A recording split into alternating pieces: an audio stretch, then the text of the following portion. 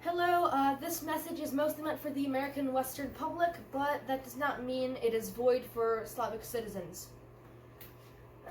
Recently, there have been protests against police brutality, racism, and white privilege.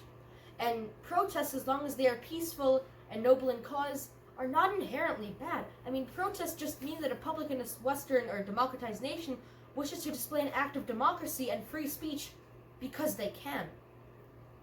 But a lot have taken it to the extreme. You see, they wish to disband and defund the police. Many of these put up the argument that police riot uniforms cost more than personal protective equipment, and because of that, the police need to be defunded. They also want to have less police in general.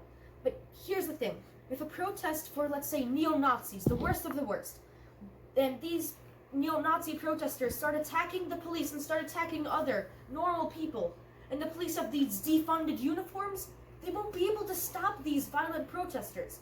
Police officers also have a different profession than people that work in the medical field, so comparing the two uniforms is like comparing apples to zucchinis.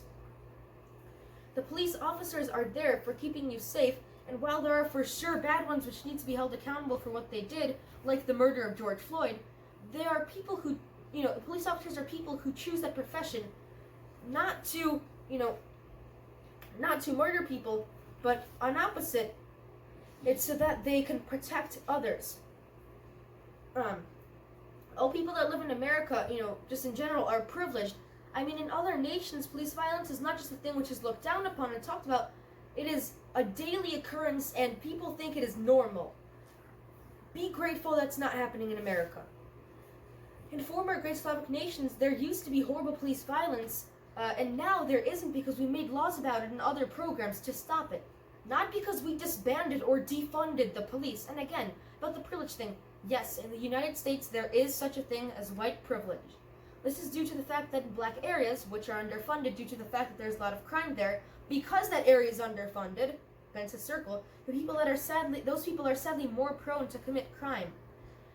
It of course would be good to invest in those areas, but that does not have to take away from the police. And look, if you defund the police and relocate them out of black areas, those same stores which you need investment in will be more prone to looting and theft, which will again revert everything back to how it was because they're going to lose investment. You need to invest in black areas for sure, to create more supermarkets, to create jobs, to bring investment. But if you take the police out of there, then those places will start to be looted and will lose investment, and again, everything will be the same. It won't change a single thing.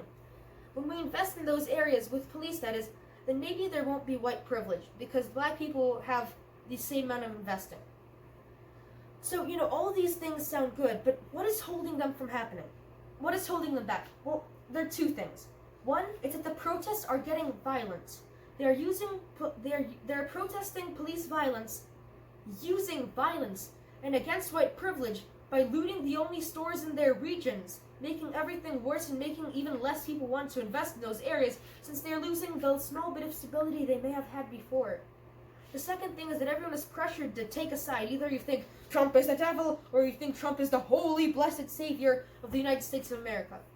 And when you take sides, an interesting thing happens. You are less willing to see the other side as humans and only want exactly what you want and are unwilling to compromise.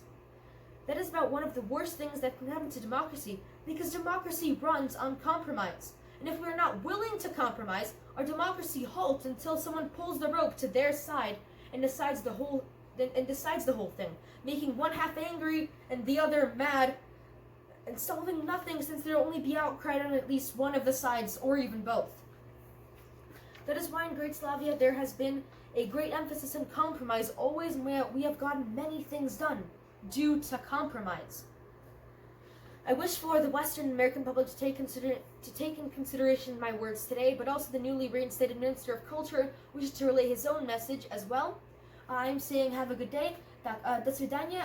Так, держитесь дома, мы скоро откроемся, поэтому так, к министру культуры.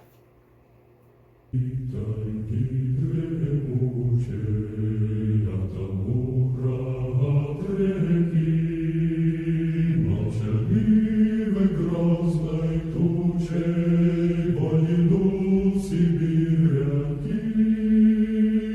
der lieben